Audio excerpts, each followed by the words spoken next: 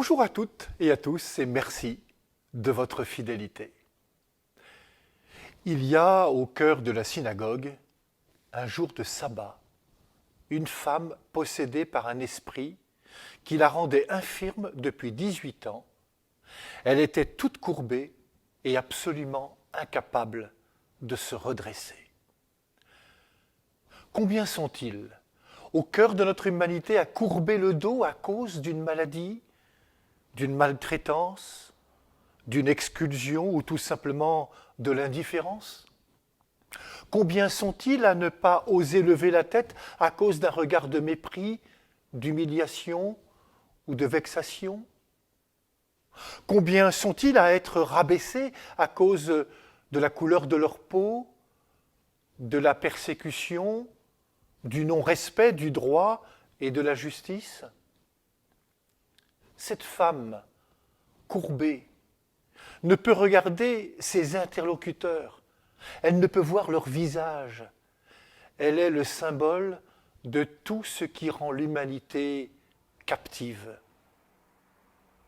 Et cela est intolérable pour Jésus. C'est debout que Dieu veut l'être humain, debout dans la nudité, comme au premier jour de la création.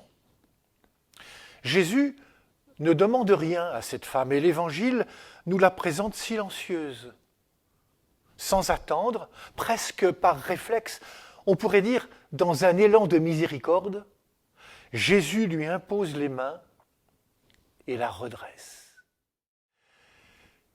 Elle est une personne humaine.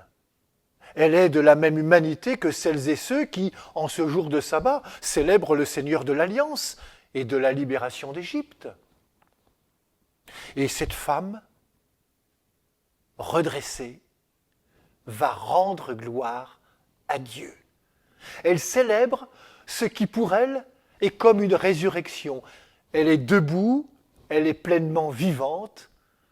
Que pouvait-il arriver de mieux que ce retour à la dignité de cette femme pour honorer le sabbat?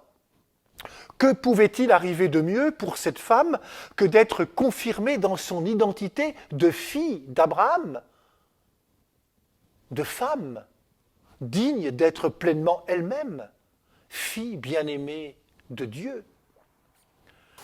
Jésus, qui enseigne ce jour-là dans la synagogue, montre une fois encore l'efficacité de sa parole. Pour cette femme, c'est ce jour-là que la parole de Dieu s'accomplit. Le Seigneur délie les enchaînés. Le Seigneur ouvre les yeux des aveugles. Le Seigneur redresse les accablés, comme le chantait le psalmiste. Le démon empêchait cette femme de se redresser, de se tenir droite et de regarder vers le ciel. Il empêchait cette femme de regarder les autres. Ainsi, le démon l'a mise dans une situation de profonde solitude. L'acte de Jésus la délie de son lien et permet qu'elle se redresse et qu'elle reprenne sa place d'enfant bien-aimé du Père, dans sa religion et dans la société. En agissant ainsi, Jésus n'abolit pas le sabbat, il lui donne tout son sens.